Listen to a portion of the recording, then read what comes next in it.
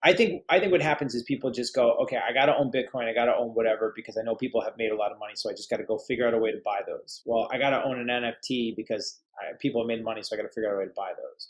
Well, people are making money on land and digital real estate, so I got to figure out a way to go buy those. How much of this is so early speculation where you have some money to not want to say gamble with or put towards something, learn about it and do it versus no, this is here to stay, and specifically the digital real estate space. So let's take Decentraland, for example, because I think it was JP Morgan just announced yesterday that they bought a piece of space in Decentraland, and they're opening up their virtual space office or whatever you want to call it. And what's really interesting is that back in 2017, Jamie Dimon, the CEO, was poo-pooing this whole space. And today you can go to Decentraland and you can see his picture on the JP Morgan space.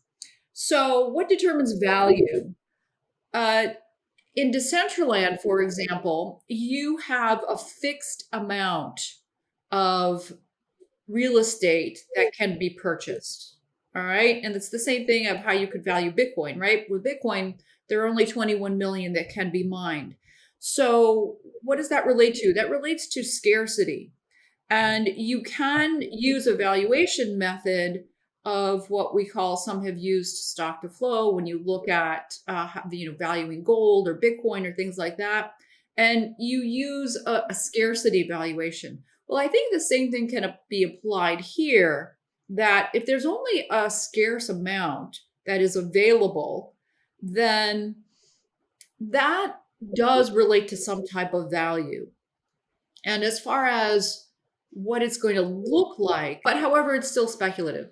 But what that space is going to look like in the future is still unknown. And the best analogy is to the gaming space. And gamers understand the metaverse really well. They've been living in that space for many, many years. When you take yourself into Fortnite, for example, and you're able to go to a concert in Fortnite, it's rather similar. So it'll be an experience of being able to go into a space. Like, for example, we're on a platform now that's just two-dimensional. In the future, and we've used Zoom and all kinds of things like that during the pandemic, but in the future, I might go to a meeting, or we might have this interview where our avatars are sitting across from one another at a table, Right. and we're having a conversation with people. And this is already, I have already attended a meeting in using my avatar in the virtual world. It'll be an experience.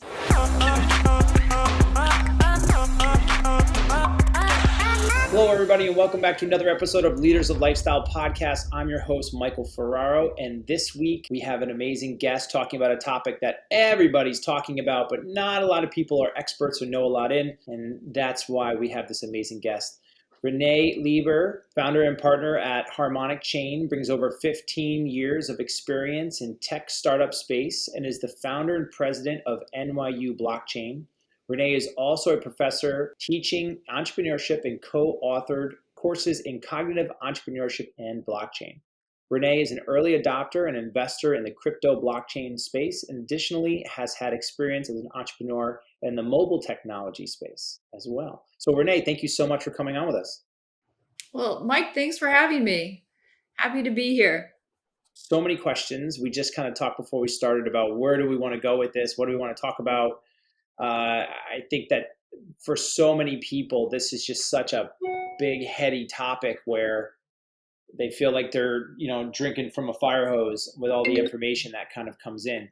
So why don't we start with where we currently are with kind of cryptocurrency and blockchain, and maybe where this is going to evolve to, and what you're kind of seeing and what's happening.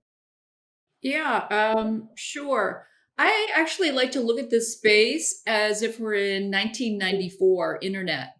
And you always say that history doesn't repeat itself, but it often rhymes. And for those of us that experience the internet .com bubble, it's we see the same path. And that's not to say that that this space is a huge bubble, although there are certain projects and such that will probably go by the wayside. And just like the internet, there will be projects, companies that emerge out of this space that are going to be transformational. And for example, in the internet, we saw the Amazons and the Googles and the Apples of the world, where we're definitely going to see the same types of companies emerge as we move to what is called Web 3.0. And a common question is, well, what is Web 3.0? And to give you just a brief background on the history. So Web 1.0 was where we were able to go to the internet and be able to read things. We go to a website, read something. Right. Web 2.0 was when we were able to interact more, right? So not only could we go to a specific website and read, but now we could add content. Okay, and a lot of the most valuable companies today have emerged out of that. And what we see today is we see the Instagrams and the TikToks of the world, right? Which you're very much a space of content creators. Right. But still, all those platforms are what we call centralized. All right, they're owned by a specific company. So really what Web 3.0 is moving into the world of decentralization. And that's actually what the early founders of the internet had envisioned. So what does that mean? What that means is that now you as a user, content creator, investor can own a part of the network. And that's what owning things like coins, for whether it be Bitcoin, Ethereum, or owning NFTs, or owning a piece of some of the new platforms like the Solanas or the Axie Infinities, if you want to go into the gaming world. So that's really what it means. And there's no doubt that we're moving into that space of Web 3.0. And then, of course, everyone's talking about the metaverse.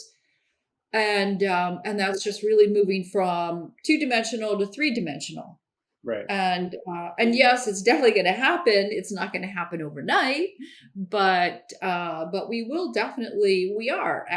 already seeing the path to where that's going to go.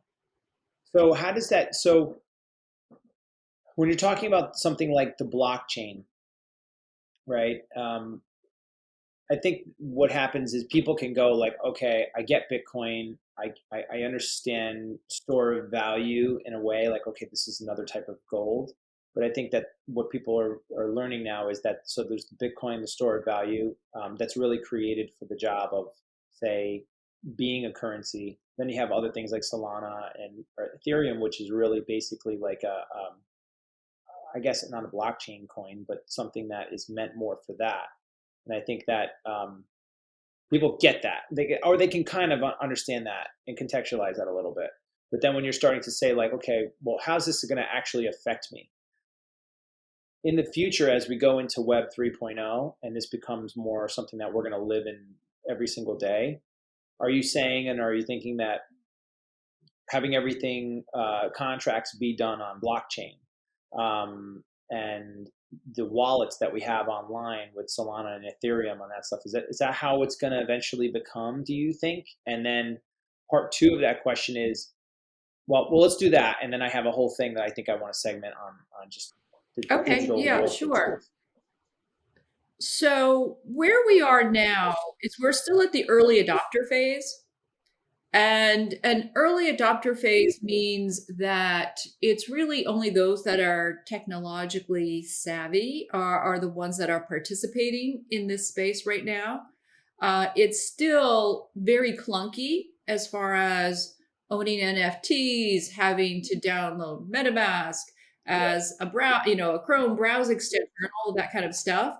And sure, the Gen Z or early adopters, developers, people that are tech savvy or early adopters, but it still hasn't hit mainstream. Right. And the reason is because we're not there yet. We're not there yet regarding user experience, user interface. And those are all of the things that are being built right now. So compare it to email. And no one knows how email works, right? No one really knows HTTP. You don't really need to know that, but you know it works. And the same thing's going to happen here. So it will be seamless to be able to hold a cryptocurrency on your wallet, or hold an NFT in your wallet. And the exciting part is that that's all of the infrastructure that's being built right now, Right. to make the mainstream adoption much easier. So if you look at the curve, when you look at emerging technologies, and mainstream adoption happens on this exponential curve here, but we're still down here. We're still down here in the early adopter phase. And of course, what does that mean? It means for investors, of course, it means opportunity. It also means opportunity for those that are building infrastructure. But also, we have yet to be determined those companies, cryptocurrencies, etc., that are going to be the ones that end up right up here. Got it. Okay. So if we're looking at, say, the early adoption then of the cryptocurrency and the blockchain and having everything kind of just switch over seamlessly as you get a group, talking about things like, I think what happens is people just go, okay, I got to own Bitcoin, I got to own whatever because I know people have made a lot of money, so I just got to go figure out a way to buy those. Well, I got to own an NFT because people have made money, so I got to figure out a way to buy those. Well, people are making money on land and digital real estate, so I got to figure out a way to go buy those. How much of this is practical where we're saying, you really should be buying these things because this is something that could make you money and you need to be investing in this? How much of this is so early speculation where you have some money to I don't want to say gamble with or put towards something, learn about it and do it, versus no, this is here to stay, and specifically the digital real estate space? Okay, so I mean, it is speculation, of course, it's new territory, but the way that you have to first of all determine value. So I'll take the metaverse and purchasing real estate in the world of the metaverse. So let's take Decentraland, for example, because I think it was JP Morgan just announced yesterday that they bought a piece of space in Decentraland, and they're opening up their virtual space, office, or whatever you want to call it. And what's really interesting is that back in 2017, Jamie Dimon, the CEO, was poo-pooing this whole space.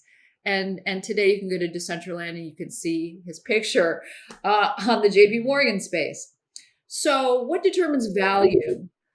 In Decentraland, for example, you have a fixed amount of real estate that can be purchased. All right. And it's the same thing of how you could value Bitcoin, right? With Bitcoin, there are only 21 million that can be mined. So what does that relate to? That relates to scarcity.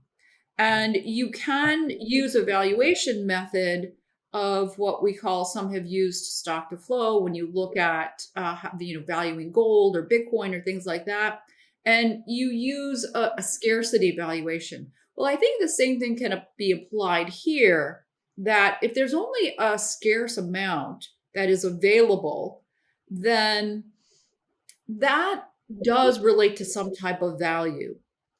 And as far as what it's going to look like, but however, it's still speculative. But what that space is going to look like in the future is still unknown. And the best analogy is to the gaming space. And gamers understand the metaverse really well. They've been living in that space for many, many years. When you take yourself into Fortnite, for example, and you're able to go to a concert in Fortnite, it's rather similar.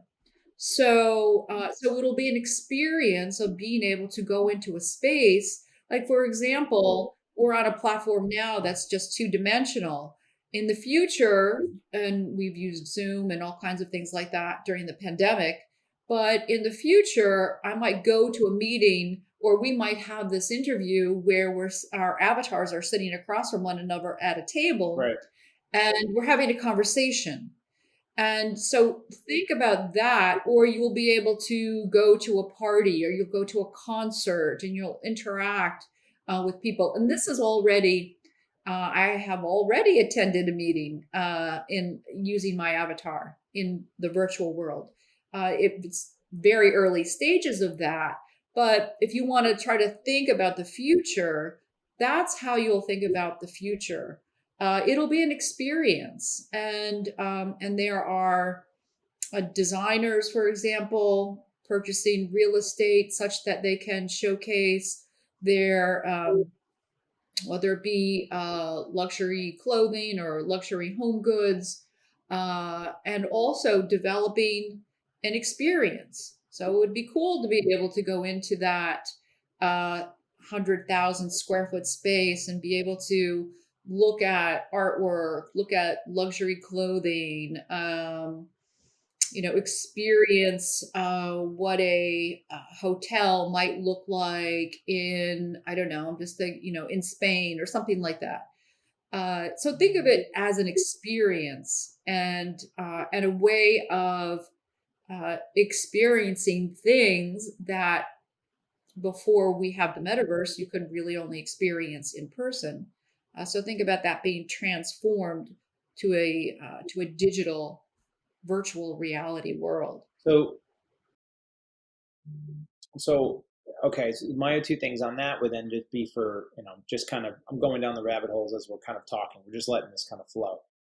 So let's just say we're using a lot of the same principles, supply and demand, interest, location for digital real estate. How does it work with supply and demand? Because it's not a finite. I mean, the Earth has a certain amount of land, and then that land, countries and continents have a certain amount of places you could live, and that's it. There's a certain amount that could be stretched to. If you're buying land in the digital universe, can they continue to just create new worlds and there's always a place to go and it's just they can always build the same thing over again? And Well, okay, you can, for example, so you have Decentraland. There's a fixed amount of real estate that you can purchase in Decentraland. You have Sandbox. There's a fixed amount of real estate that you can purchase in Sandbox. Will there be others that develop? Sure. Which one is going to be the leader, the winner in that space? Are you going to have one? Are you going to have more than one? That's the speculative part. We don't know. We really don't know how that space is going to develop. Not unlike, look at Facebook. Before Facebook, there was MySpace, and there were various companies going after that type of space. Or actually, look at search. Before Google, there were hundreds of search engines, right? Google just did it better. They executed better, which is why today they own, I don't know, it's like 95% of the market share for search. So that we don't know yet. But within, for example, if we just take Decentraland, and if we look at Decentraland, there's a finite amount of real estate that can be purchased. You can compare that to the island of Manhattan, right? There are only a finite number of buildings that can be built on the island of Manhattan. So it's really not all that different. The difference is that in the world, we're talking about real. In the land of virtual metaverse, there can be various lands, right, that have a finite amount of space. so are we headed down a path where we're looking at the human real world where we live being less important of how it looks and what it looks like, and eventually down the road your digital life is going to be more important and more expensive and lavish than your actual physical world. Um, That's a I'm talking like way down the road kind of thing, but like is that something that could be where this heads? I personally, my personal opinion is that I don't think so. I think they're going to be connected. And if you look at, for example, NFTs today, purchasing digital art, so many people still want to be able to see that art, for example, in their office. Like my office, I have a piece of art hanging on my wall. And so what's also being produced are let's say that the monitors, such that I can display that piece of digital art in my office, in my home. So I really think that they're going to be connected. Yeah. I don't think that one is going to replace the other. So practically speaking, for the average person watching, it's now very clear that Bitcoin is not going anywhere. It's very clear that this digital real estate space is not going anywhere. NFTs. So it's like you said, I have to use email because I use email. That's how my business works. I don't know how email works, but I know that I press this button and it goes somewhere and it gets to them. So I think that's what's going to be. It's going to be like, well, I know enough that I adopt it. So practically the next couple of years, if you are a person who, because you can either just wait till this becomes something you're forced to do, like now you have to get a smartphone, even though you didn't want a flip phone. Now you have those, and you just people. There's always people out there who like are forced into the new ways of technology because the world's going to pass them by. So you could do that and just do nothing. Or if you're a person who's like, well, how do I get in early, learn about it, and possibly make some money on it, or invest and do well? What are some of your strategies for becoming more knowledgeable in each one of these spaces, and where do you find the best cost reward is in any one of these spaces? Is it digital real estate? Is it NFTs? Is it Bitcoin? What do you think? Well, again, I don't give financial Yeah, advice, but I can certainly tell you how I look at the sure. space. There are protocols that have been around. Bitcoin, for example, has now been around for 13 years, and you're right. I think we're past the point of people saying, well, it can go to zero. I don't think it's going to zero. But that being said, it's still an emerging technology. So can you have drawdowns of 50%, 80%? Sure, you can. But you have to I think, in my opinion, unless you're a day trader, which I'm not, you have to have a long-term view. And for a long-term view, that means a minimum of 5 years. You're talking about 5 to 10 years. And for my personal opinion, well, I think that Bitcoin will increase in value. Yeah, I think so, because also you have a scarcity component there. There are only 21 million that will be mined. And you also you also see more institutional investors coming into the space, holding Bitcoin on their balance sheets for companies like MicroStrategy, etc. So if you want to look at the space, my advice is to do your own research. And if you research it that way, then you might decide, well, maybe I'll put 1% or 5% of my entire net worth into something that's an emerging technology. But you also have to be able to hold through the drawdowns of 80%. It was back in, what was it, 1994, 95, 96, can't really remember, where Amazon, for example, had the same drawdowns. I remember you could have purchased Amazon stock for $4 back in 95 or 96. And if you look at Amazon, if you look at how their stock, if you look at a chart, it's very comparable. Also, an emerging technology. Got it. So that's one way to look at things like Bitcoin or Ethereum. As far as the NFT space, that's different the technology is very valuable in what it offers you is digital authenticity. So when you purchase an NFT, whether it be an NFT of a piece of artwork or an NFT of a Nike shoe or a musician, because now we have all kinds of things that are being minted. Uh, the fact that whatever you're purchasing is authentic and there's a hash on the blockchain which determines that is valuable. However, as far as artwork, what determines value in the art world? That's determined by, is there a community out there that values that artwork, right? And the same thing as you could say about Picasso or a Monet. There's a community that had determined that that was very valuable art. Well, it's the same thing in the NFT world. So I would recommend people not to buy NFTs necessarily from an investment perspective. I would buy it because I want to be a part of that community. I think that the artwork is cool. I like it. And then go for it. Whether that artist becomes the next Banksy, who knows? So that makes it extremely speculative. And so I'm not sure. When I look at NFTs, looking at an NFT as an investment is very low on the totem pole for me. I look at it as community and whether I like the art, and so that's whether I would purchase it.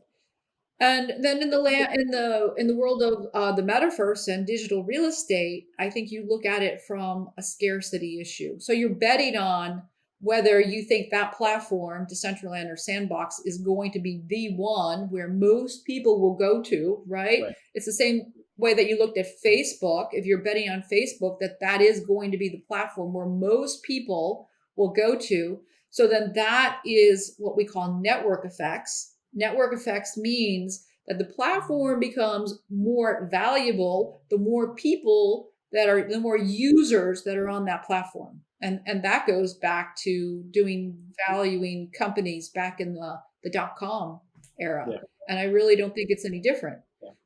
So I mean, you kind of answered it right there. I mean, in your opinion, thinking, for the average person, looking at the technology that's been around probably the longest, it's stayed around and has kind of the value, the Bitcoins, the Ethereums, the stuff that will be the basis for a lot, because you do have to have a wallet. And as soon as you talk to people about what a wallet is and then how to put money into wallets where you can actually buy NFTs and go to digital real estate, even that process for people is very difficult for them to understand. And you can't go to a bank and say, "Oh, can you do this for me?" They don't understand. It's not a thing.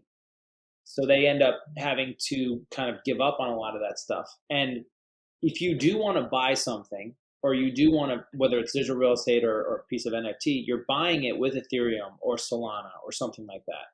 So it goes back to, if you have a lot of the coins, you can do a lot more buying. Because even if you wanted to buy this NFT, you still got to you got to put your fiat currency into. So it's you absolutely should be putting money first and foremost into these coins. And the top coins are Bitcoin and Ethereum. Those are the top two right now, right? Yeah, I mean, it's definitely a first step. As I said, we're still at the early adopter stage, but you'll find down the line, you'll find that you'll be able to hold Bitcoin, for example, in your Chase Manhattan bank account. Right. Because all of those solutions are now being built for the banks to be able to hold digital assets and transfer digital assets for you. Well, we're not there yet, but so that's what makes, when you look at this space, of course, if you're an early investor, that's potentially where the upside could come from, right? And so what I say is do your own research. There's tons of stuff you can read online. The best places are Medium. If you just Google cryptocurrency, there's tons of really good content that comes up. Or go on Twitter, Twitter. There's lots of good information that also comes up, and educate yourself. I mean, because that's really the way you have to do it today. So, Because, as I said, we're still back in 1994. right, exactly. So, is it safe to say that we might be going into a place where the dollar, if you're saying that banks eventually you're going to be able to get a Bitcoin or an Ethereum or something to be held onto your bank wallet, like a Wells Fargo will have my bank account plus my amount of cryptocurrency, for example.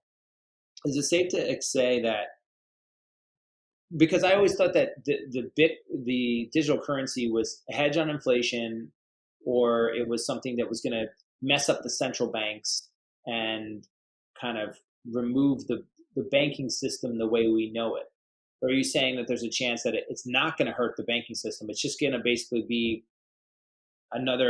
placed onto in the way that the regular banks work, and then they'll adopt the blockchain into the Bitcoins, and then do you think that there could be a way that the fiat currency is going to get pushed out and eventually become, because if they have the ability for you to get Bitcoin, Ethereum onto your wallet that's on your phone right now from Wells Fargo, that I have my bank account, how far away of it is it basically to get rid of the fiat and just make it all Bitcoin cryptocurrency at that point? Yeah, well, of course, there are different views of what the future is going to look like. Um, my particular view is that these currencies will run in parallel. So I believe that we'll have a digital dollar. There's lots of research going on regarding that. There are already countries that have digitized their fiat currency. One is China was one of the first, as well as we have a few other countries that are already have digitized or they're in a beta stage of digitizing. My opinion is that there's no question that we'll have a digitized USD. And there are lots of there's a great value proposition to that, because right now our legacy infrastructure is very old, and we have things like it's not so easy if you want to send money. I guess remittances is one of the biggest problems that we have.